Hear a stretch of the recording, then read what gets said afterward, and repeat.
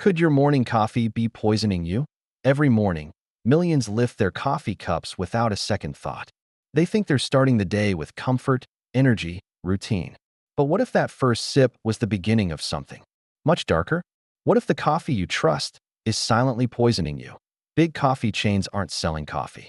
They're selling dependency, addiction wrapped in branding, artificial flavors, lab-designed textures, and hidden chemicals that manipulate your senses. Today, you're going to learn the truth they never wanted you to know, and what's coming might keep you up at night. Starbucks, the sweet poison of legal addiction. They smile. They write your name. They hand you your drink like they're doing you a favor. But what you just paid for isn't coffee. It's a trap disguised as a lifestyle. That cup with the green logo doesn't contain magic. It contains manipulation. A single Starbucks Frappuccino can pack more sugar than 3 glazed donuts. And not just sugar. High fructose corn syrup, the same toxic ingredient linked to fatty liver disease, insulin resistance, and childhood obesity. But here's the twisted part. That craving you feel? That pull to come back again and again. It's not a coincidence. It's designed. Flavor chemists craft these drinks to hijack your brain's reward center. You're not choosing it. You're being trained. And those natural flavors. Behind those innocent words hide lab-made compounds, often petroleum-derived, that no human body should digest. Think the plant-based milk saves you? Think again. Their almond and oat milks are laced with carrageenan, a thickener linked to gut inflammation and intestinal lesions in animal studies. What you think is healthy could be tearing your insides apart.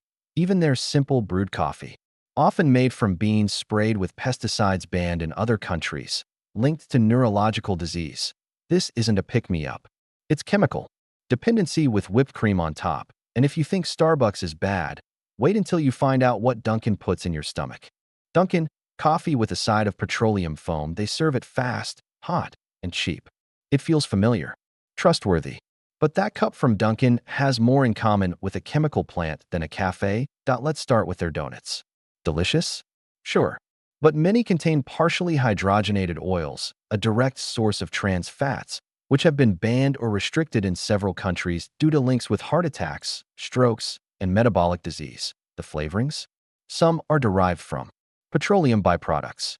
That rich caramel or vanilla taste may actually come from compounds you'd expect in fuel, not food. And their famous iced coffees? Often enhanced with synthetic stabilizers and preservatives that can disrupt your gut microbiome, the bacteria your body needs to fight disease and stay balanced. These additives have been tied to mood swings, digestive issues, and chronic inflammation. Even the coffee itself is suspect. Often made from low-grade beans masked with phosphoric acid and chemical enhancers, creating a beverage that can cause heartburn, tooth erosion, and long-term digestive problems. But the worst part is the marketing, colorful ads, seasonal drinks, childhood nostalgia. It's not about taste. It's about control. Dunkin isn't serving coffee. It's manufacturing. Dependence. And if you thought that was disturbing, wait until you see how Tim Hortons turns sugar into a daily weapon. Tim Hortons, more sugar than a soda. It looks Canadian. Cozy. Harmless. But inside that red logo lies a sugar trap disguised as comfort. A single medium iced cap from Tim Hortons contains more sugar than a can of Coca-Cola. And not the kind you'd find in fruit.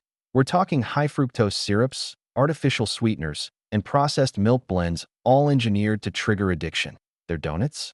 Often coated in titanium dioxide, a whitening agent linked to DNA damage and potential cancer risks. It's still legal in some countries, in small doses. But how small is small when it's your daily treat? Even their food menu is a minefield. Paninis, wraps, and sandwiches are loaded with synthetic phosphates, chemicals that accumulate in your kidneys and can trigger serious damage, especially in kids and the elderly. And their plant milks? Marketed as healthy, yet full of carrageenan, the same gut-damaging additive linked to ulcers, inflammation, and bloating. But here's the heartbreak. In many small communities, Tim Hortons is seen as the good option. Affordable, familiar, safe. Families unknowingly feed this to their children, thinking it's just coffee and snacks. What they're really feeding them is addiction, disease, and lifelong health risks. Have you ever felt weird after a so-called safe coffee drink? Drop your story below. Your experience could wake someone up, and if this made your stomach turn, Wait until you hear what's hidden in gas station coffee. Dash 11 coffee, gas station coffee, with a side of toxins on every corner. Hot, cheap, convenient. 7-Eleven coffee is the go-to for millions on the move. But what they're really drinking is chemical sludge in a paper cup. Start with the container.